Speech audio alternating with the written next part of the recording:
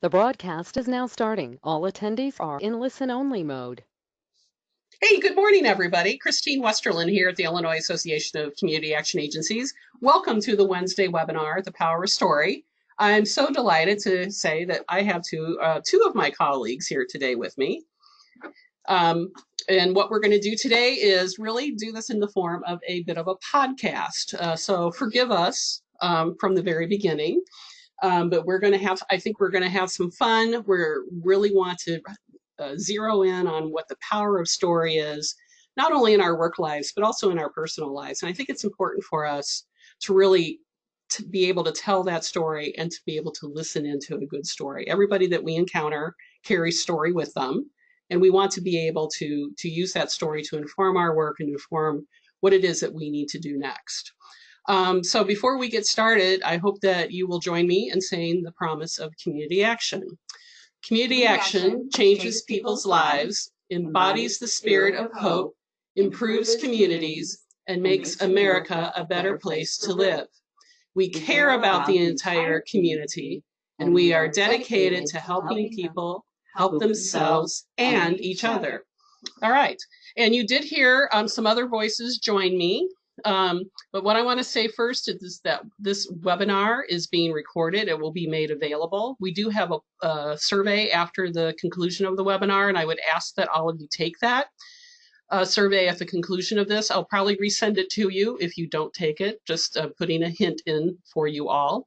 And then finally, if you do have a question, if you would use your dashboard to ask that question, we'll be on the lookout for them. Or if you feel that you have something to add into the conversation, we welcome your participation. So with us here today, we're sort of lined up in alphabetical order, is Andrea Runge. Good morning. Next up, you already know this bloke. Oh, there's Andrea. She bounced in. I bounced in. Yeah, like Tigger. And you all know me, the dignified Christine Westerlin. Absolutely. Unfortunately, Haley could not be here with us today, although she's doing a grill splash there. And then finally, but not last, is Carly. Hello, good morning. Yeah, so here we are. We are really, I think that we are going to share with you some good information today. Again, we want your questions and your input into this. So we'll just go ahead and get, there's our. Oh, you did a little shimmy. Yeah, you did a little shimmy there, Carly. Okay, now Haley is leaving. I was having way too much fun with this. My apologies. So, I think the thing that we need to really kind of frame this around is this our capacity of being a storyteller. Steve Jobs, we all know who Steve Jobs is, said that the most powerful person in the world is a storyteller. It's vision, it's values, and it's the agenda for the entire generation that is to come. And I think that's a really powerful statement because we don't think about the stories that we tell as having influence, right? Well, and I think that Steve Jobs is such an innovator because, think about the stories he was able to tell through his own imagination. Like he imagined these things and imagined them to life, which is a beautiful example of a non-traditional story. It's Apple is the story of Steve Jobs' imagination, and he's very remarkable. Was a very interesting man, but does do a beautiful job of letting the world in to his personal story, his passion, his imagination. Yeah, exactly. And I think that's a really great way to kind of tee this all up, is that we all carry a level of passion and imagination in this work that we do. And in our own brains, we carry these stories. And I would imagine, I don't know if anybody else is like me, but I think that you all are, is that I'm constantly running a story in my brain. Whether I'm telling myself a story or I'm thinking of another story that reminded me of something I just saw. And so to me, story is a way that I stay connected. Absolutely. Yeah. So moving forward, and you know that I have to always share with you the history of the word. You can't help yourself. I know, I can't help myself. So, but it's interesting to think that, this word story as a noun comes from Middle English, Latin, historia, because really story is about, history. And history is something, we just created history by talking about Steve Jobs. We also have to think of it from the perspective is that it's an illustration. It tells us a tale. It's narratives, and I think one of the really lovely things that it talks about here is that we see these friezes on the window level in medieval buildings. Mm-hmm. And if you look at them closely, there is a story embedded, within there. And so we really need to think about that storytelling has always been with us. And we don't honestly have to have written word to tell these stories. This is mainly narrative. This is spoken to one another. Absolutely. And I think that that's it reminds me of when I was fortunate enough to be in Pompeii, and they used, pictograms within their structures to give folks the idea of what they did. Mhm. So, they would use different services, and they would have a picture of that to let people know what they would find within that. So it's something that not only have we been using for a very, very, very long time, but the idea of having your story be an integral part of your business is something that goes way back in time. That is a visual branding almost of this is what we do, and that just by looking at us. Yeah. So having that be part and parcel with the work that you do is it's a long-standing tradition. Yeah, and it really I think it brings in also the connection from the community, right? Because Sure. It's kind of continues that thread of connection. And that to me is one of the most powerful things about stories and we'll talk a little bit about this as we move forward, about how is it that we can build connection through story. So this is a quote that I found actually looking around on the internets, and I really loved it. But that story is this universal mirror that shows us the truth about ourselves, who and why we are. What do we see when we look in the mirror? And what does that story tell us? And it changes from day to day, right? Yes. And so I think this idea that this universal mirror is true no matter who we are or whose we are, right? We're walking through, this world together, this work that we do. And we have to then think how story not only influences us, but who is it that we're talking to that brings the stories to us? And I think that's a key piece of this. So kind of moving on that sort of that metaphor of that universal mirror. And I just really kind of loved how this was framed. So forgive me if I kind of call out a few of these sentences here.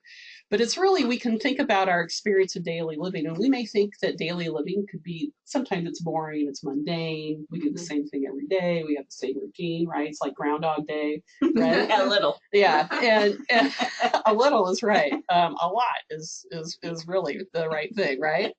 And so we need to know ourselves, as more than enduring the little occurrences that mark our individual existences, right? So inside story, we can accept pain. We have to have pain because we all experience it. We find justice. We can really experience things that are exhilarating, and we can find the story within ourselves. So we can say, I think, unabashedly, that story really does define humanity. And when we think about the customers that Community Action serves and all of those stories that are being brought to you on a daily basis, are there commonalities? Are there threads to help you tie together the story of the agency? I think that their story connects each one of us. But this last line on this slide with story defines humanity, I think that not only does story define our humanity with each other, but our self-talk defines our own humanity every day. The words that we say to and about ourselves internally in our own internal dialogue really do set the tone and set the course for our well-being, our self-worth, our confidence. And so we need to make sure that we are building ourselves up in that mirror and it seems kind of odd. When I was young, I thought the affirmations were a bunch of hooey. But and whether or not you say them out loud while you're brushing your teeth, or it's just something that you practice during quiet reflection, it really does. We can either limit ourselves quite a bit through the stories we tell ourselves, or we can understand that we are limitless by telling ourselves that there isn't anything that we can't do. And I think that, that's something that we're really great at in connecting with our clients, but sometimes maybe we're not doing the same solid for ourselves. And our self stories have just as much impact as the stories that others tell us, probably more. Yeah, I agree. And I think the other piece of that is that getting to those stories with the customers at Community Action sees, we're looking at this broader scope, right? Right. And Carly, we're asking, for things like all these data points for them, right? And that's so important. Very personal information that, can make someone a little hesitant at, sharing their story. It's, a very personal experience, but I think really focusing on ways to connect with that customer or client can really make someone open up to you and really, really share their experiences and their story. Absolutely. Absolutely. So the first thing is, why tell a story? I think we've kind of started kind of illuminating that for everybody. So what are some of the reasons that we have to tell story? What are some of the things that bubble up? I would say to connect to one another is a big thing.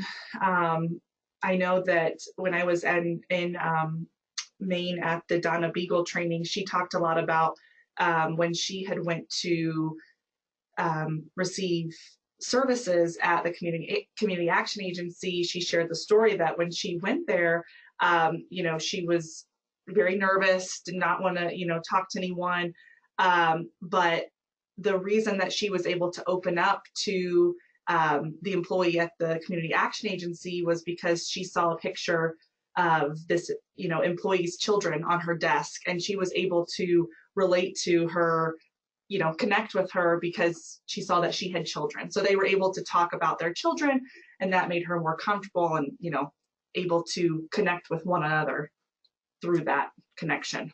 Yeah, absolutely. And I think too, you bring up something kind of important is that, especially from the perspective of someone coming into a community action agency who's nervous, who, I'm going to have to tell my life to somebody who doesn't know me, and to have something that even triggers that connection, becomes a part of that. It's almost a talisman for telling that story, so you can build that deeper connection. I would say that, storytelling is the way that we both teach and learn. The parable is a longstanding tradition to help us, or the, Aesop's fables, they teach us about life lessons and doing the right thing. But, even when we teach math to children, we tell them stories to help them understand mathematical equations. Like I have 3 apples and I give you 1, how many do I have left?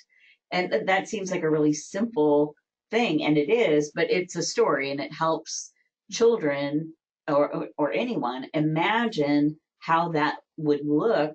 And through telling a story, we make a connection and help them get this intangible concept, like math. Right. And, and when you said, and maybe it's the way my brain works, but when you said 3 apples, I had in my brain a visual of those 3 apples, and then I saw 1 float away.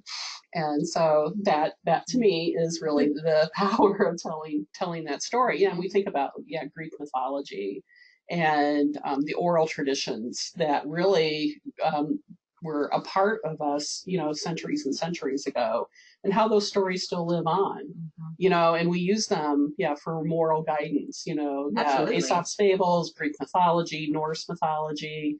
We use those to really learn about the right way to do things, the story of the hero, and some of those attributes that heroes have, and how we could have aspirations towards being that hero.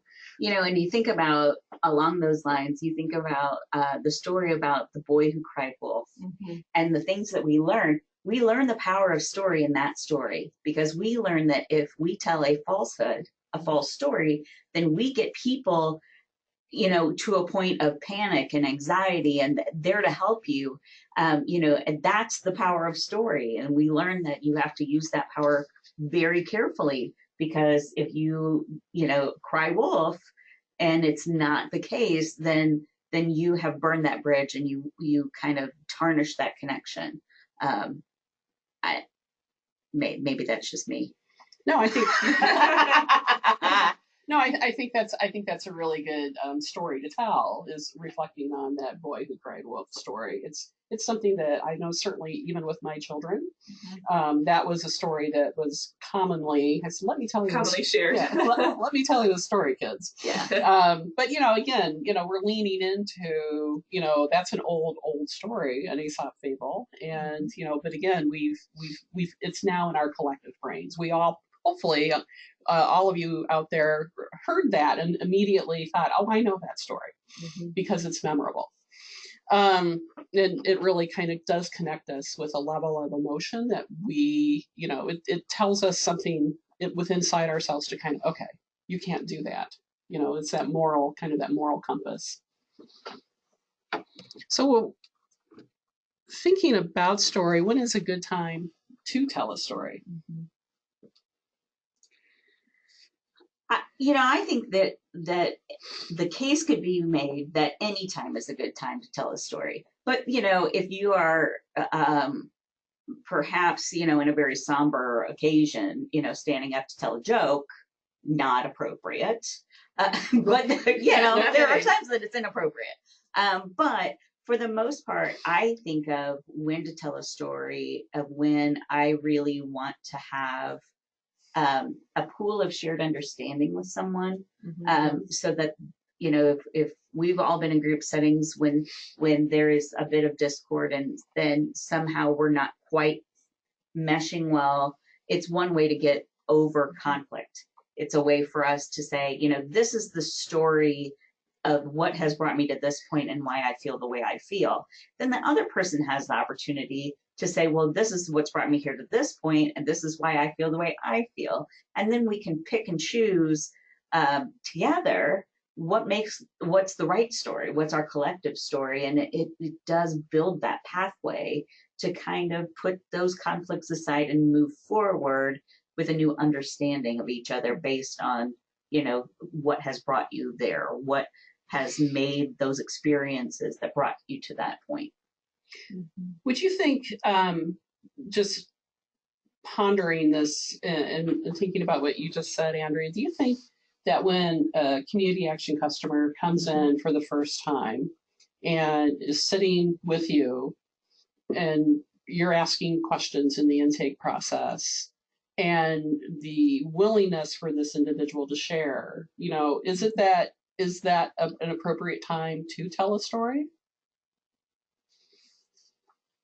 Coming from the intake worker perspective? Yeah, maybe coming from the intake workers.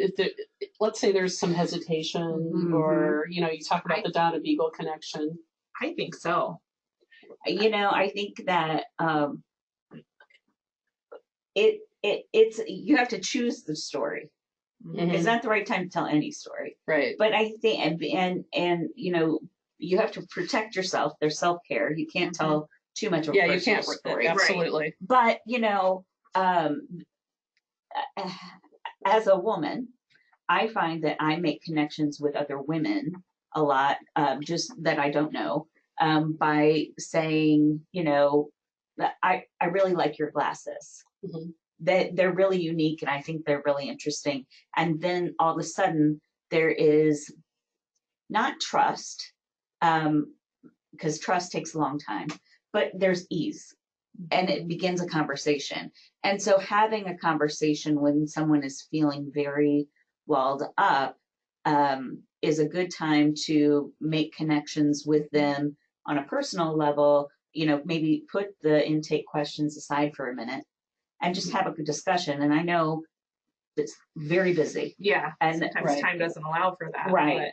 But if you could just take a few minutes to have that just one-on-one, or just say, I know this is difficult.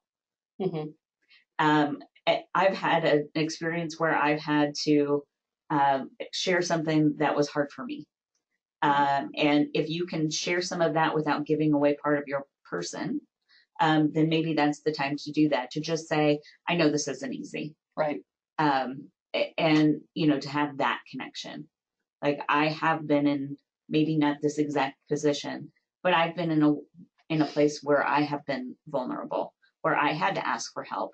And I know that's tough. Right. Yeah. No, and I really appreciate you kind of building that connection in. So let's flip this question a little bit.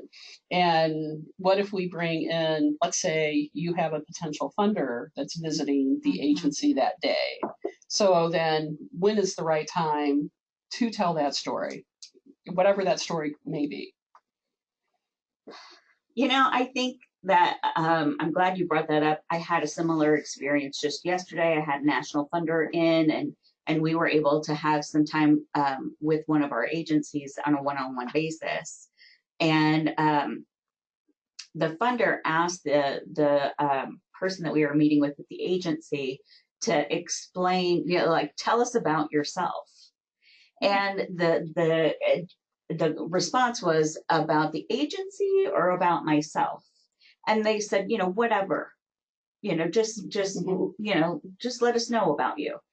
And what happened next was really transformative, because the story that was told was a very personal experience about this person's personal experience with poverty. It was tearful. It was at times raw, but it was a changer in the conversation. And because the person said, I know that it's very difficult to bring about these personal experiences in a work setting. And I'm very sorry that they make me emotional. And what was evident was the passion for the work and the deep personal connection to the work, which made that funder, I believe, more willing to, in the next couple hours of the meeting, really tie into what the assets were of that agency and to brainstorm with them about what the possibilities were. And without that moment of true vulnerability, I'm not sure that it would have been as productive.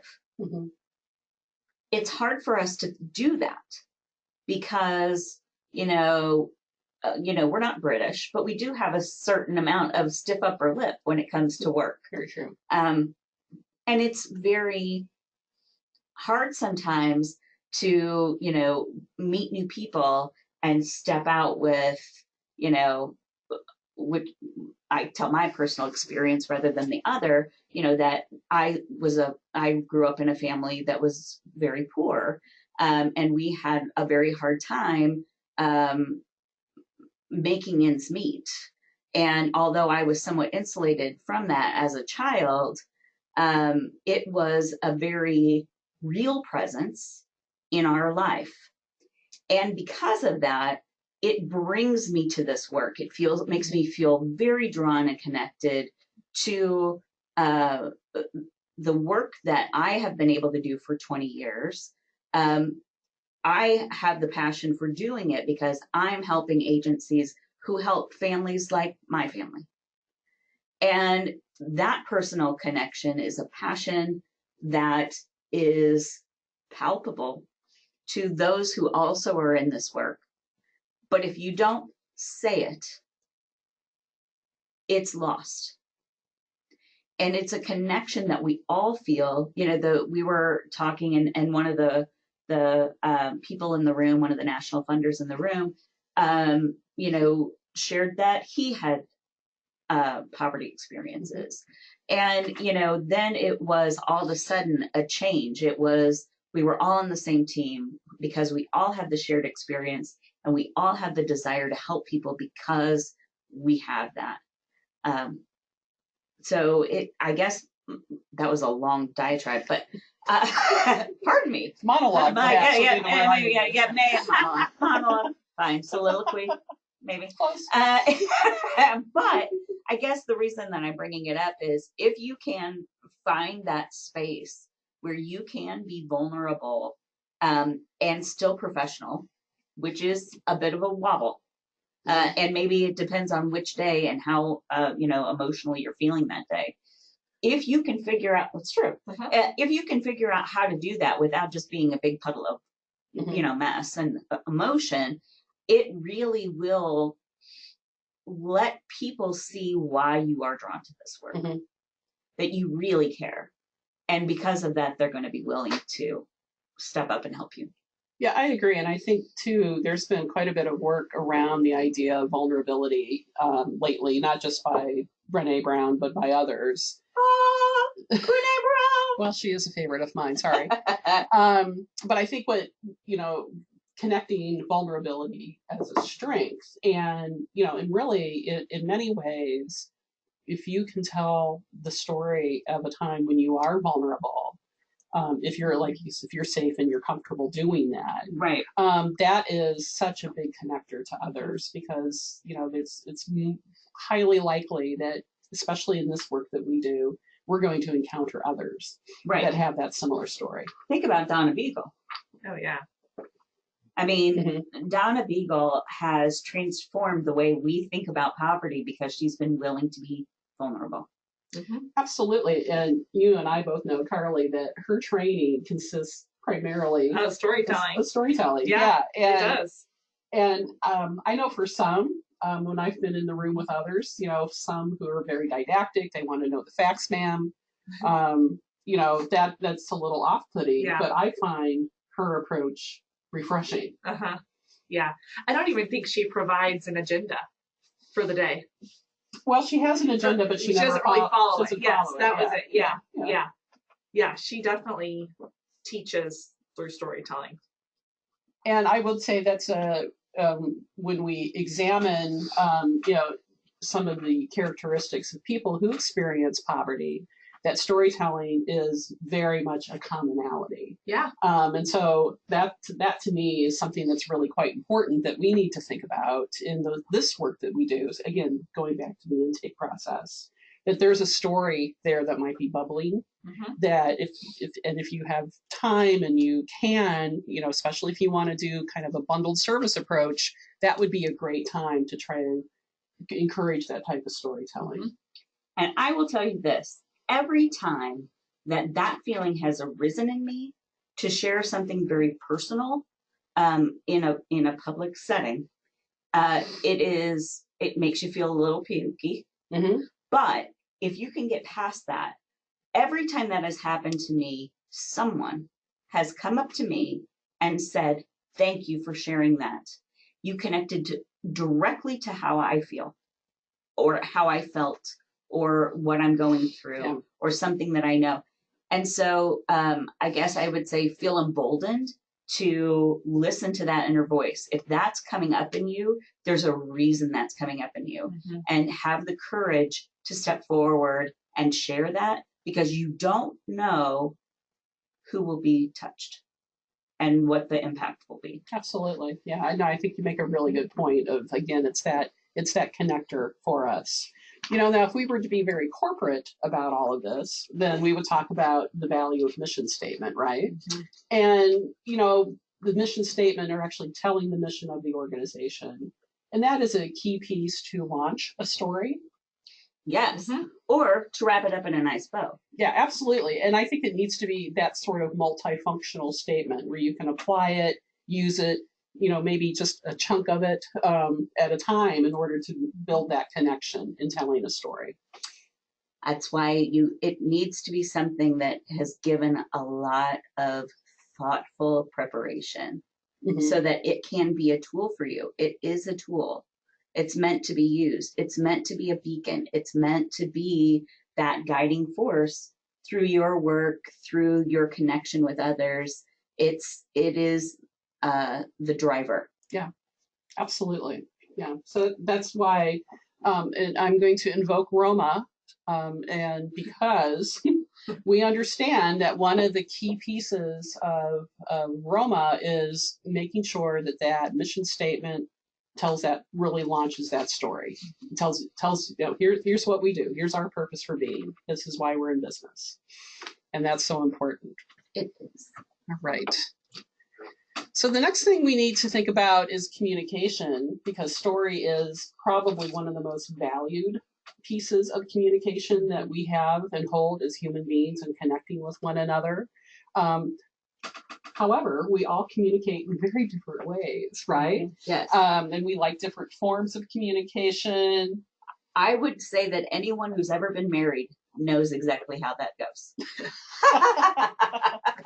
Yes, everyone is nodding your heads out there. Yes, I'm sure. Yeah, Sometimes absolutely. we communicate in very different ways. And the other side of communication is that power of listening, right? Mhm. Because do we really listen with intention?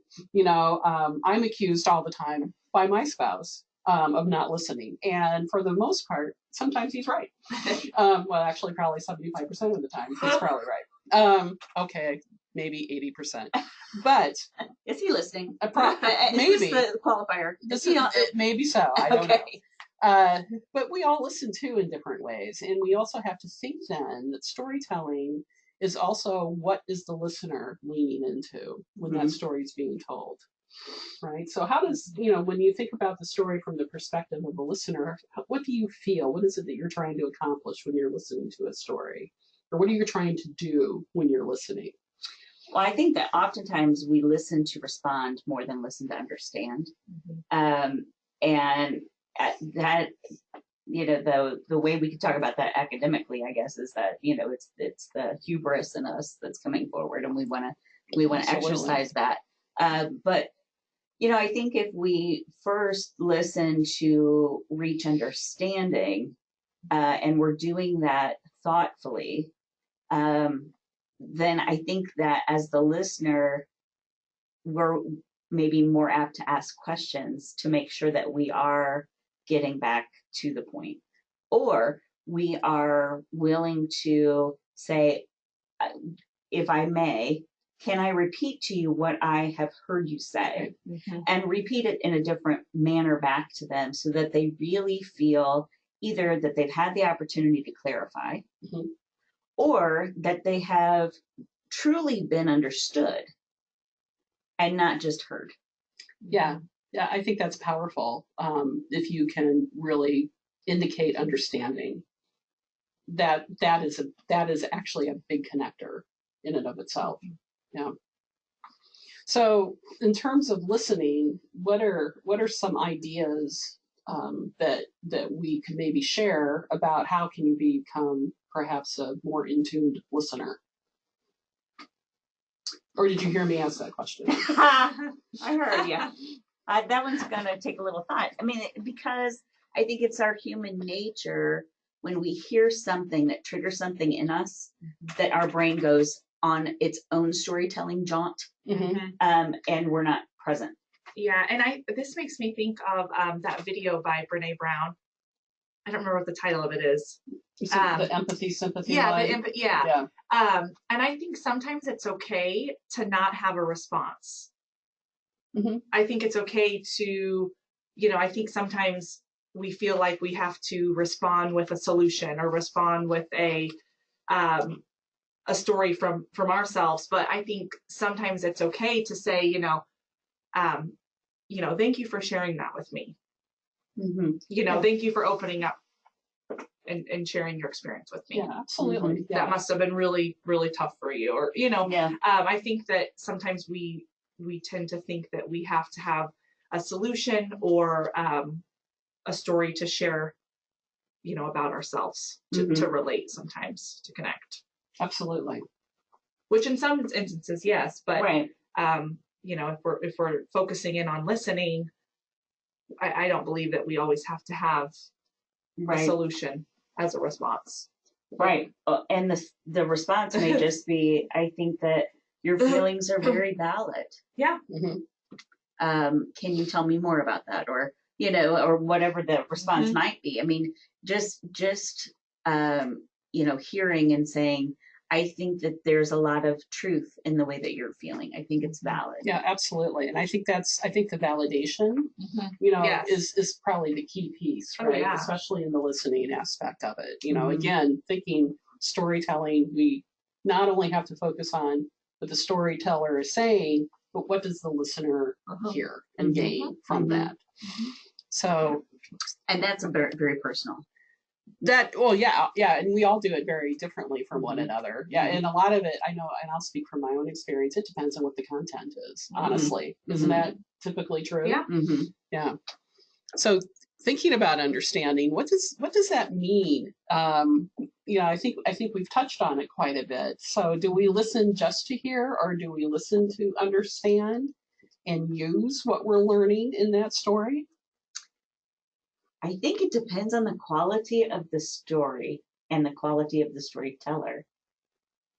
Because I think at times, and I this sounds probably not very nice, and I don't mean it to be mean in any way, but I think in times I will be sitting in a presentation of some kind, and the content is perhaps DULL, very dull.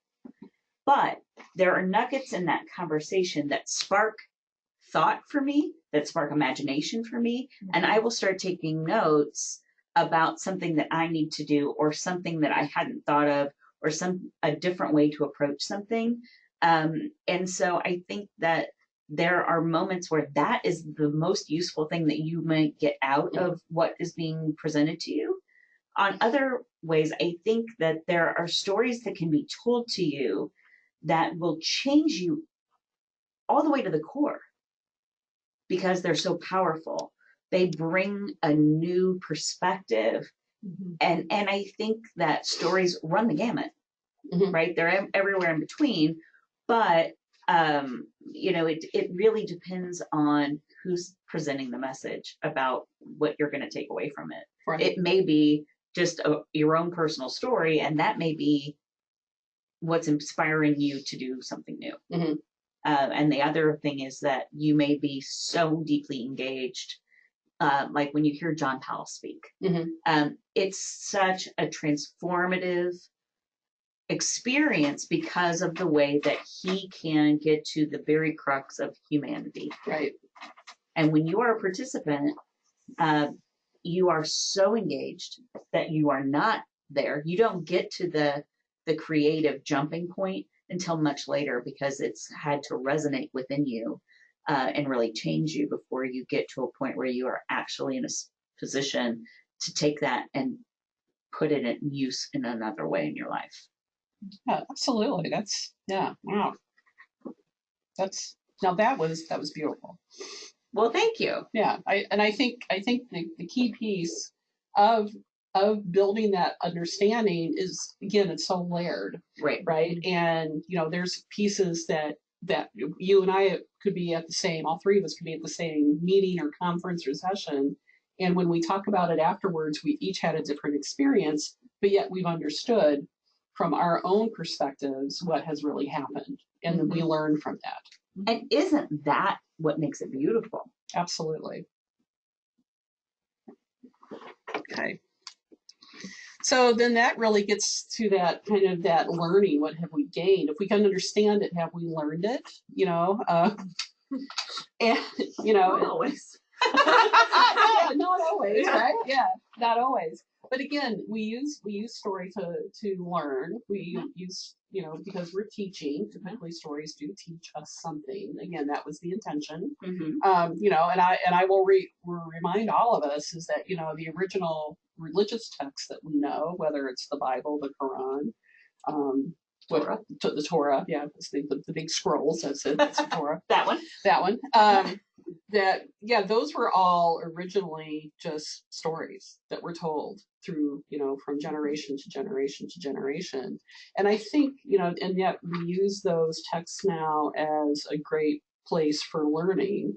And, when we think about stories that are continue to be told, and we can reference it back to the Bible. And I always think, and you knew that a book reference was going to be coming up, I'm sure. But I always think about The Grapes of Wrath by John Steinbeck.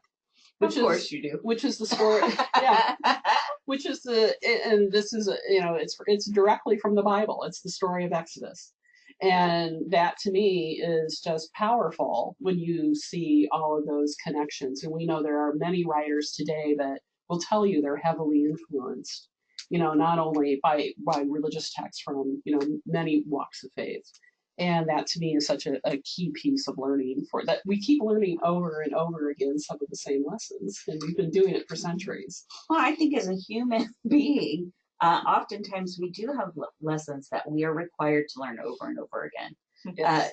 And that's just part of our experience. Right. The other thing I think that's interesting about story and the understanding of story is how there are stories that mean different things to us throughout our lives. We learn different things from the same story, no matter, and maybe it's because of the position we're in or because of our maturity at the time. If we, let's take a very opposite Grapes of Wrath example of The Giving Tree. When you read The Giving Tree as a child, it's a very simple story. And, I think that the beauty of The Giving Tree is that as you read it, as you get older, the meaning of that story becomes much more personal, much more deep, and much more dear as you age. There are other stories that don't age well. Very true. They are, and pardon me for this reference, but Are You There, God? It's Me, Margaret was something that I read when I was in junior high, and it was my favorite book because it spoke directly to how I was feeling as a young girl. I read it again when I was in college because I had that nostalgia, and it didn't connect to me at all. So I think that is a good way to understand of when you are communicating in the verbal word or the written, knowing your audience and where they are, meeting them where they are, because it may be a great story to the wrong audience and it's not going to be effective. You have to match those. Yeah, and I think that's a key piece of it too, that especially if you are the storyteller, right, that you have to consider your audience all the time. Because when we'll just launch into that story anyway, and you've completely turned off, any opportunity that listener wanted to gain, right? Yeah, they've changed the channel already. Right. Yeah.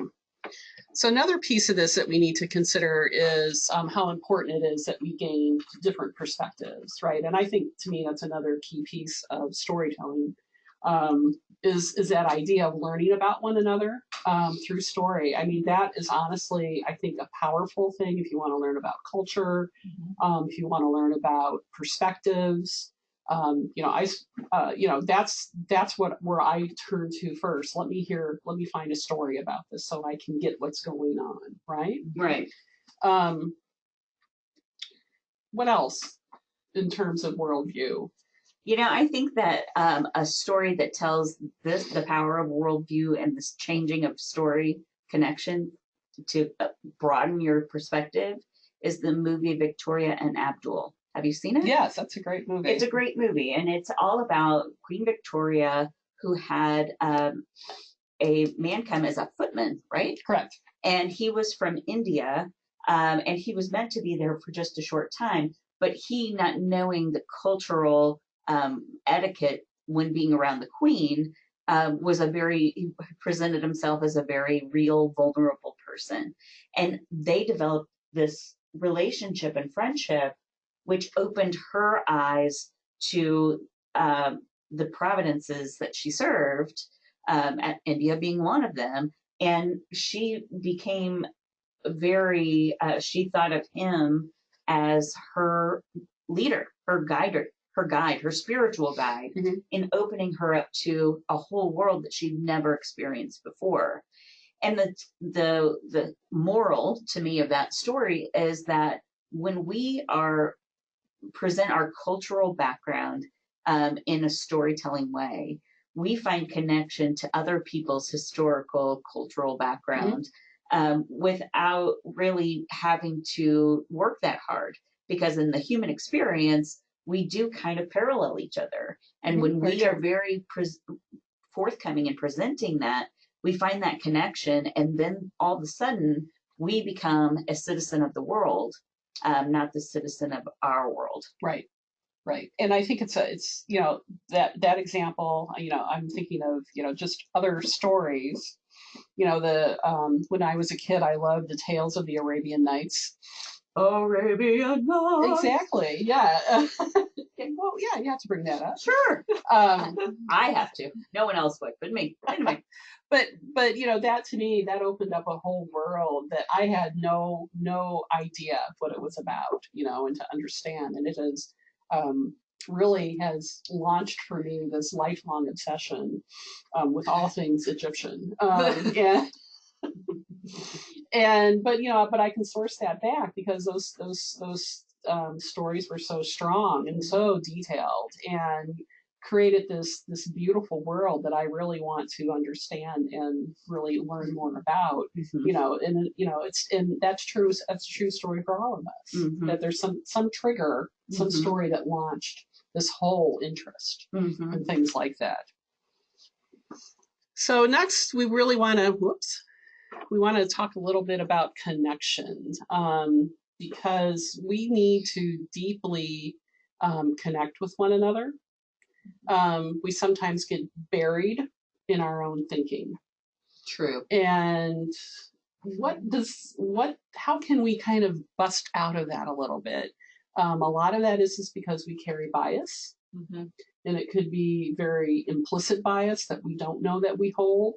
It could be explicit bias. And we are certainly influenced by those in our family, by the friends that we choose to hang out with.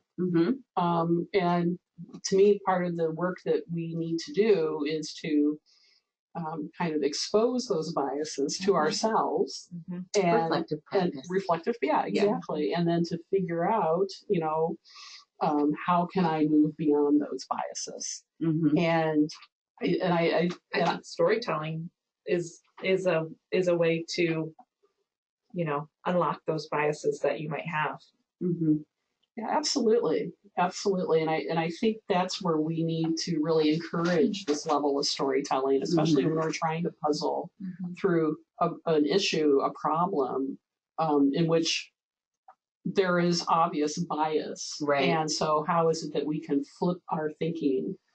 You know, an example that I can think of that happening very, very right now in the present is that there are questions being asked of the voters of Iowa if they really feel that they are fair representation, because in the primaries, their voting habits dictate a lot of the rest of what we have to choose from because they're first.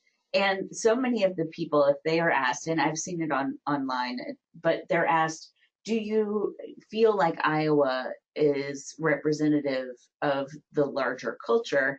And a lot of times the response is, we're diverse in our hearts, which is actually completely opposite of knowing yourself.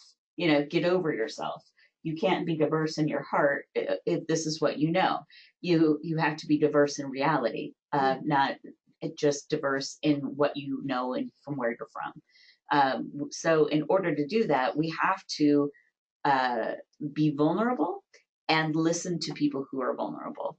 And in that, we can connect and realize, it's kind of like when I was in college and I figured out that what I was learning in college was how much I didn't know.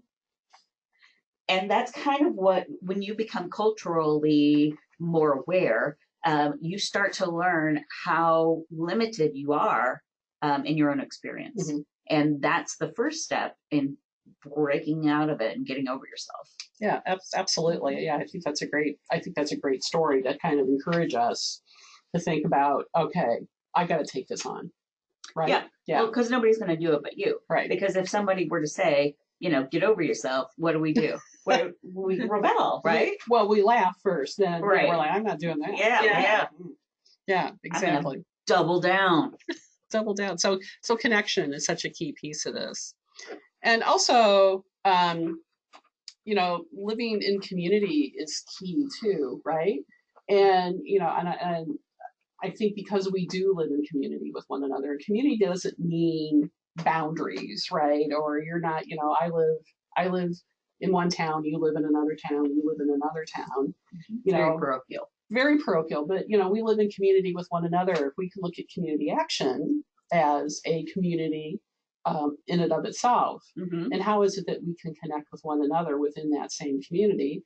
And it's because of that story, right? And I think, and we'll bring it up in just another couple of slides, but I'm going to say one story that I find so compelling is the Families of Distinction.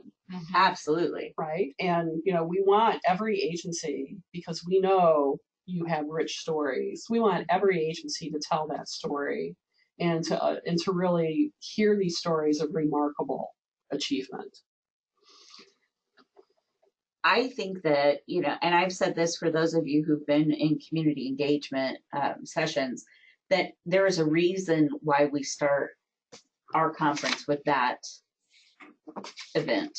And it's because we get energized by the results of our work, our fellow community action people's work.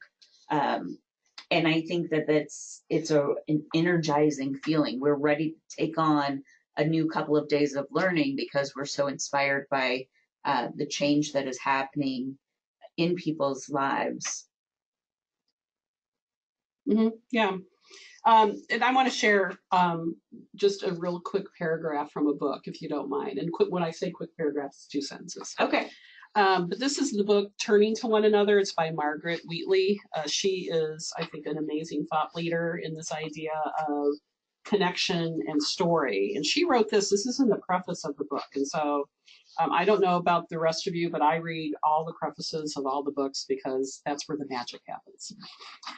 So she wrote this: "For as long as we've been around as humans, as wandering bands of nomads or cave dwellers, we have sat together and shared experiences. We painted images on rock walls, recounted dreams and visions, told stories of the day, and generally felt comforted to be in the world together. When the world became fearsome, we came together. When the world called us to explore its edges, we journeyed together. Whatever we did it together." Yeah, and I think that's very evocative of what the power of story is, right? And the power of community is. I agree.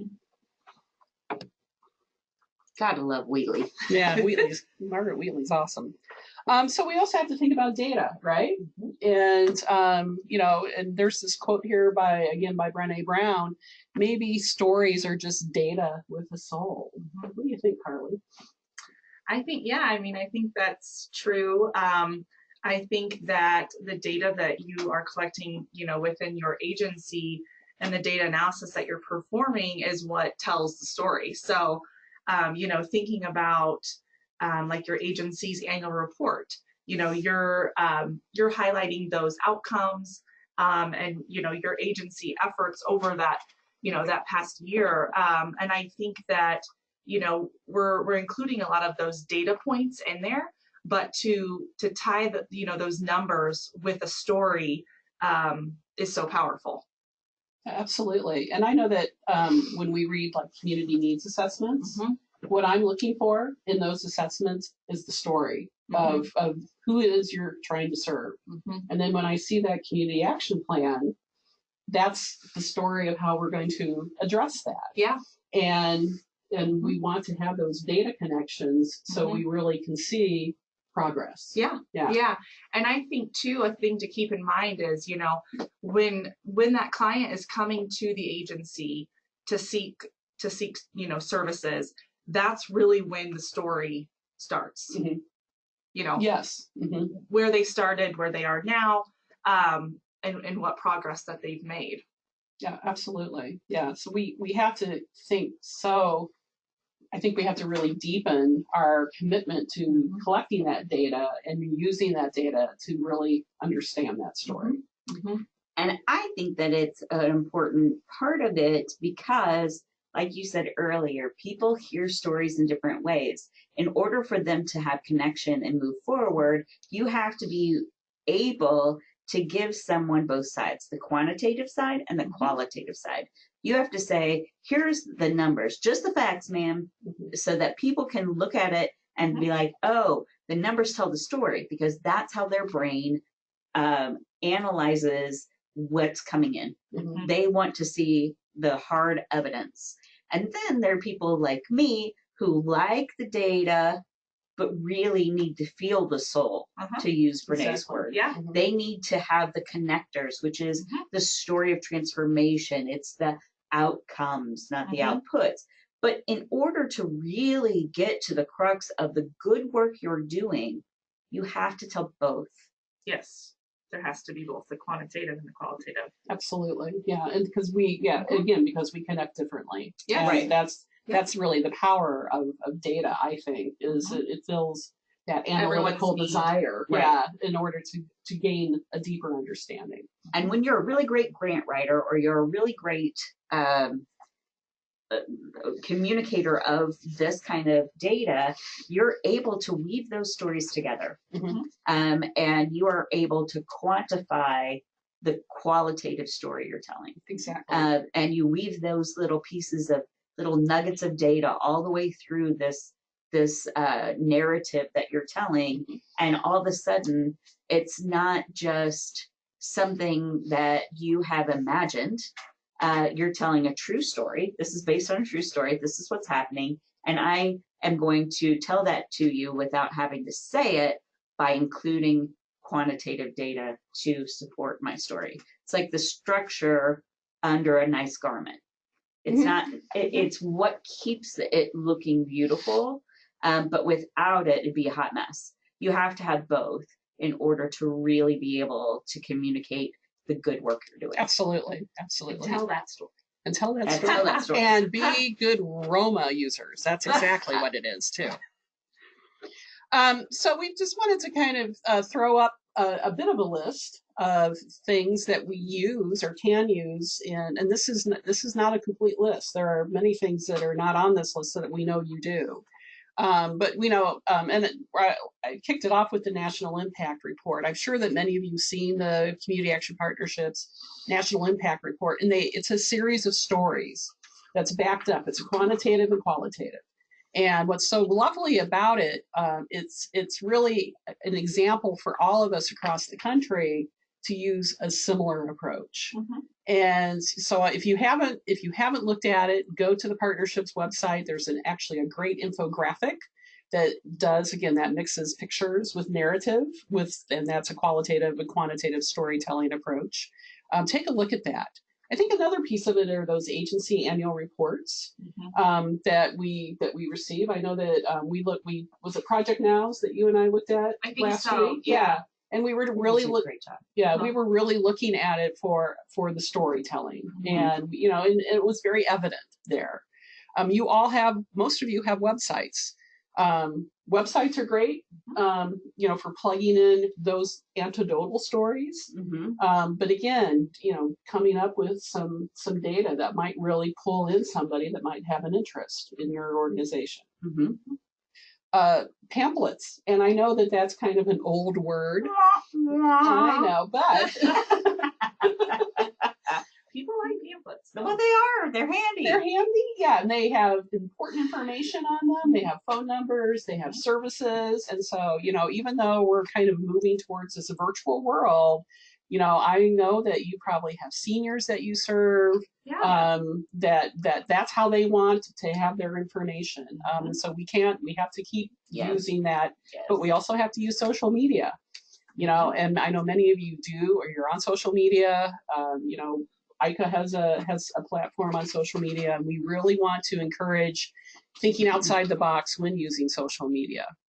Another way to get the word out about the work that we do is at times papers are craving for content these days. And I don't know what the future of newspapers may look like, but here's an opportunity to pen a guest editorial, to say LIHEAP, when that opens up in the fall. That's a great opportunity to write about the value of LIHEAP. We all have census work coming up, right? That's a great space to write about the census. Again, we talked about the FOD, the power of FOD, and just really want to encourage all of you to use those family of distinction stories for the good of not only your agency, but for the good of the entire network. And for the good of the family. I mean, when you're talking to the families on that night, they're the belle of the ball, and it's not something that they it's not something that anybody gets to feel very often unless you're Michelle Obama. Right. She's often the belle of the ball, but not all the rest of us, maybe Oprah.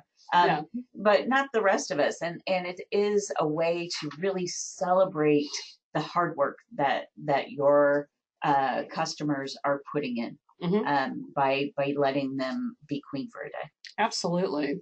I know that many of you do have speaker events. You go and speak to the Rotary, you speak to other, the Junior League, other groups. Funder, absolutely. So be prepared for that. Have some, ideas written out already in advance, because sometimes that's the chance to do your elevator pitch, your speech. One thing that we did at Aroma in Service earlier this year is that we all had to practice our elevator speech about community action. And it's tough, right? And we practiced this just last week, and it's harder than you think. It's harder than you think. You think you've got it. But you've got like a minute, if that, to tell your story. So maybe at an upcoming staff meeting, that might be something that you may want to practice, or a board meeting, right? That would be a perfect place to do it as well. And we also know that you all have advocacy. There we go. Yeah. Advocacy opportunities. And again, that is a great opportunity to really tell that story. Did I miss anything? Oh, probably, but nothing I can think of. Nothing right now? Okay, fair enough. So the bottom line is that we all have stories to tell. Every one of us. And so just want to encourage you all to really dig into that idea of telling that story. And it's going to be your way, your approach, and to really think through really the value of that story and the weight of that story and the meaningfulness of that story. And I would just add in here that because, like Christine said, we all have a story to tell. We all have a way that we're going to do it. And you should not be intimidated by someone else's story, because the thing that's going to make your story the most effective is the authenticity of it. So be authentically you, and be willing to be vulnerable, and you will have an immense connection that you didn't anticipate without even, having to try that hard. Yeah, absolutely. Yeah, and I think it is something that you need to really have conversation about at the agency. Yeah. Because again, we're working with humans. We are humans. We have stories to tell because of that. So we have some resources for you to take a look at. There's a couple of these I think are really good. There is a storytelling guide that the National Consumer Advisory Board, that's the group that looks at healthcare for homelessness, or individuals who experience homeless. That is a great guide. It is available online for downloading. And then another one, All Eyes on You, How to Be a Spokesperson for Your Community Action Agency. Palmetto out in South Carolina, I believe, put this together, and it's a really lovely step-through guide. And just to encourage you to think a little bit more deeply about your capacity and your willingness to tell stories. And then finally, our next webinar is tentatively scheduled for February 12th with the amazing Tiffany Marley from the Community Action Partnership. Now, she will be addressing racial equity. Just a note, though, this is Lincoln's birthday, and this is a state holiday. So I have reached out to Tiffany to see if we can't switch that date. When we set this date many months ago, we weren't thinking about Lincoln's state holiday. At least I wasn't, obviously. And so once we have a firm date with Tiffany, we'll get a word out to all of you. But we want to again thank you all for being a part of this today. Again, there will be a survey that pops up at the end of this. I would encourage you to, we want your feedback. This is the first time we have tried something like this, right? Right. Yeah. Yeah, so we want to hear from you because feedback. yeah, we want to know if you found this helpful, what could we do differently? This is your webinar series, and we want to make sure that it is useful for all of you. So until next time, thank you all. Thank you. Thank you. For being here, and we will see you soon, and stay warm out there.